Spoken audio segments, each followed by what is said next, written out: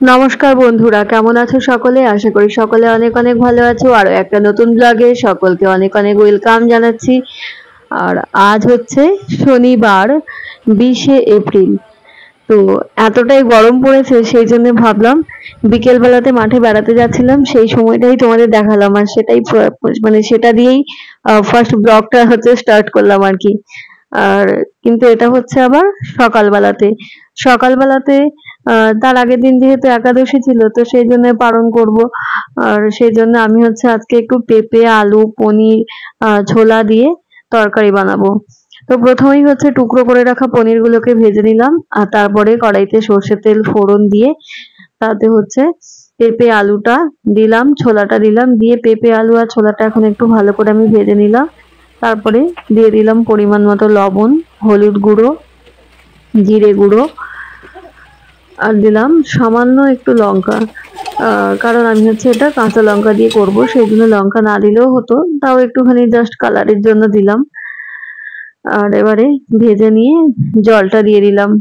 তো পনির দিয়ে পেঁপে, যেটা কিন্তু খুব ভালো লাগে।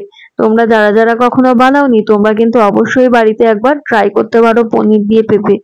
ভালোই লাগে। পেঁপে তো এমনিতে সাধারণত খুব একটা ভালো লাগে না, কিন্তু একটু ইনোভেটিভ ভাবে কোনো কিছু ইনগ্রেডিয়েন্টস দিয়ে করলে কিন্তু ভালোই লাগে। তো সেজন্যই হচ্ছে আজকে আমি পনির দিয়ে পেঁপেটাকে রান্না করেছিলাম।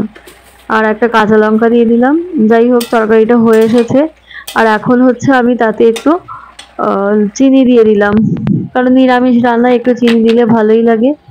আর রান্নাটা হয়ে গিয়েছে, তারপরে গিয়েছিলাম জামা কাপড় কাচতে, জল আনতে। তো জামা কাপড়গুলো কাচা হয়ে গিয়েছে, এখন ছাদে চলে এসেছি মেলাতে। খুব একটা বেলা হয়নি, এখনো 9টাও বাজেনি, 8:30 মতন বাজে। তো তাতেই হচ্ছে চারিদিকে কতটা রৌদ্র বেরিয়েছে। এখন কিন্তু দেখুন, মানে এতটাই রোদ্দুর যে রোদ্দুরে মানে থাকা যাচ্ছে না, পুরো ঘেমে যাচ্ছে, এরকম ব্যাপার আর কি। তো যাই হোক, এখান থেকে জামা কাপড়গুলো মেলে নিচে এসে সকালের খাবারটা সেরে নেব। এতক্ষণে ভোগ লাগানো হয়ে গিয়েছে। তো চারিদিকে পরিবেশটা দেখো, আজকে কিন্তু বেশ বাতাস আছে ভালো, জানো তো। যতটাই গরম হোক না কেন, এই একটু গাছের তলায় গিয়ে দাঁড়ালে বা একটু বাতাস হচ্ছে, একটু ওপরের দিকে আসলে ছাদে, তখন কিন্তু বেশ আরামই লাগছে বলা যেতে পারে। তো যাই হোক, ওপর থেকে নিচে চলে আসলাম, আর এখন হচ্ছে প্রসাদ পাচ্ছি। যে সবজিটা বানিয়েছিলাম পেঁপে আলু পনির দিয়ে, ওটা দিয়েই প্রসাদ পাচ্ছি। খেতে কিন্তু মোটামুটি ভালোই হয়েছে, যেহেতু প্রসাদ, প্রসাদ মানেই সেটা সুন্দর লাগবে। আর এখন হচ্ছে দুপুরে রান্নার জন্য মা গিয়েছে মাঠে গরু আনতে, আর আমি দুপুরে রান্নার জন্য সব সবজিগুলো বানিয়ে দিচ্ছি। আর মায়েরও একটু হাতে ব্যথা, তো সেই জন্য আমি বানিয়ে দিচ্ছি। আজকে হচ্ছে প্রথমে আম বানাচ্ছি, আমের চাটনি হবে একটু, আর পটল আলু পনির দিয়ে একটা তরকারি বানাবে, আর ভেন্ডি ভাজা করবে, নিম ফুল গাছ থেকে মানে পেড়ে ভাজা হবে। তো এগুলোই মোটামুটি যাই হোক রান্না বান্না হবে। তাই সবজিগুলোকে প্রথমে ভালোভাবে সব বানিয়ে নিচ্ছি। তোমরা কারা কারা নিরামিষ খাবার খেতে পছন্দ করো বা করো না, আমাকে একটু জানিও তো। যাই হোক, আমরা তো সারা বছর নিরামিষ খাবারই সেবা করি, আর ভালোই লাগে নিরামিষ, কিছু একটা মনেও হয় না যদিও বা। আর এই যে এখন হচ্ছে রান্না বান্না হচ্ছে, মাই হচ্ছে রান্না করছে। আর প্রথমে হচ্ছে পটলের তরকারিটা করছে। তো যাই হোক, রান্না করতে করতে মা রান্না করা প্রায় শেষ হয়ে এসেছে। তারপরে অর্জুন হচ্ছে উঠে গিয়েছে ঘুম থেকে। আর ওকে স্নান করিয়ে দেওয়ার পরে ও তো ঘরে থাকতেই চায় না, গরমও লাগে প্রচন্ড এই সময়, রোদ্দুরের সময়। তাই মা ওকে একটু গাছের তলায় বেড়াতে নিয়ে গেল। আর আমি হচ্ছে সেই সময় সেই জন্য ভেন্ডি ভাজা আর শেষে নিম ফুলের ভাজাটা আমি করছি।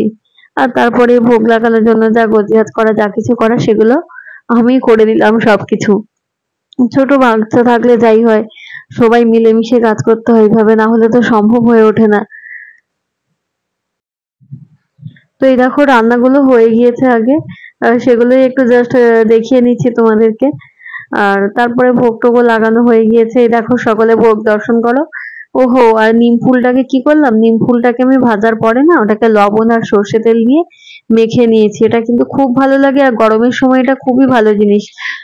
গরমে বিভিন্ন রকম রোগ থেকে, গরমকালে যে সমস্ত রোগগুলো হয় সেগুলো থেকে মুক্তির জন্য কিন্তু এই নিম ফুল বা নিম পাতা, যে কোনো এই তেতো সবজি, এটা কিন্তু প্রত্যেক দিনের খাবার তালিকায় রাখাটা বাধ্যতামূলক, তাহলে কিন্তু খুব ভালো হয়। তো আমার তো খুবই ভালো লাগে, নিম ফুলটা দিয়েই মনে হয় যেন আমার সমস্ত অন্নটা সেবা করা হয়ে যাবে, এরকম একটা ব্যাপার। খুবই ভালো লাগে এটা। তোমরাও এভাবে নিম ফুল বাড়িতে বানিয়ে দেখতে পারো ভাজা করে। আর বিকেলে তো পড়ানো ছিল, পড়ানো ছুটি হয়ে গিয়েছে, ওদের ছুটি দিয়ে এখন হচ্ছে একটু মাঠের দিকে বেড়াতে যাচ্ছি, কারণ মাঠের দিকটাতে গেলে বেশ ভালো বাতাস হচ্ছে আজকে। তো সেই জন্য ভাবলাম একটু মাঠের দিক থেকে বেরিয়ে আসি, অর্জুনকেও একটু ঘুরিয়ে নিয়ে আসি।